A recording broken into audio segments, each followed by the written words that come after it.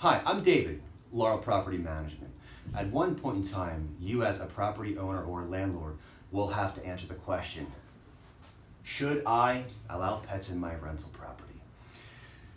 One of the first few things I'd like to touch on is this number right here, 65%. That number represents the amount of applicants, of tenants that have a pet. In other words, if you say absolutely 100% no, we don't want to take any tenants that have pets, you're going to be opening yourself up only to 35% of the potential tenant pool.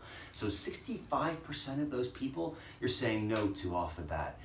This is an issue because odds are that there's a high likelihood that many of those people within that 65% otherwise might be very, very qualified applicants.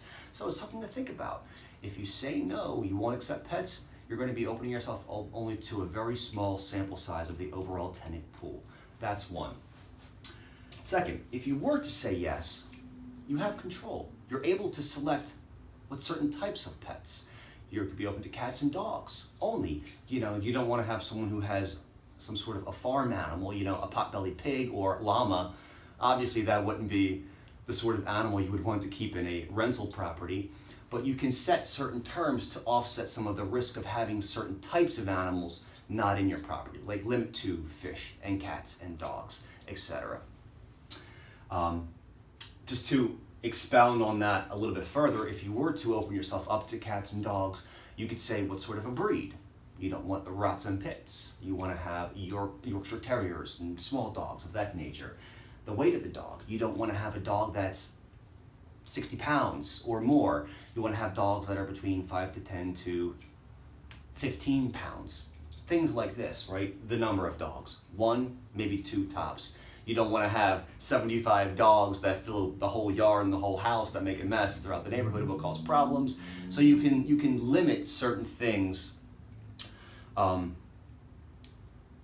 if you allow people to have the pets. You can say what sort of breed, what sort of weight, what size dog, etc., things like that.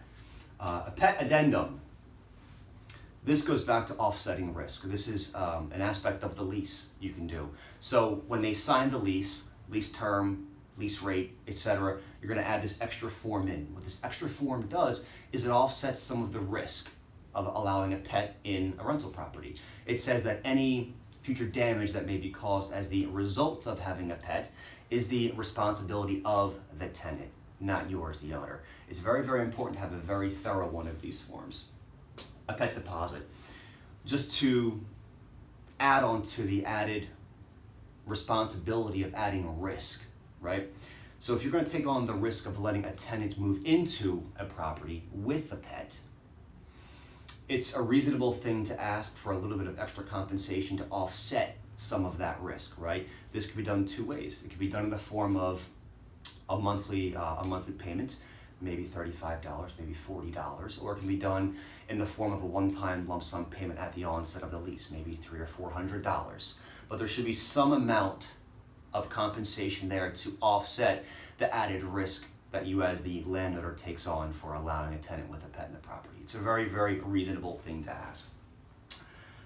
And finally, one of the benefits of allowing a tenant to move in with a pet is that a lot of other landowners, for some of the reasons we just touched on, simply won't allow tenants with pets. Therefore, it's harder to find units for tenants with pets. So what this means for us, if we allow a tenant to have a pet, they will stay with us longer.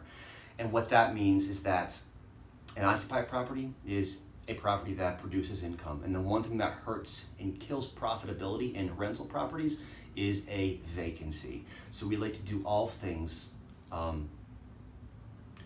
as much as possible to ensure that our properties are leased out as long as possible to as qualified of a tenant as possible. So in our opinion, we say yes. Let your tenants have a pet. If you have any other questions, we'd love to talk with you. You can stop by the website. You can give us a call at 856-348-5440 or stop by the website, look in the show notes below. Otherwise, I thank you so much and I wish you the best.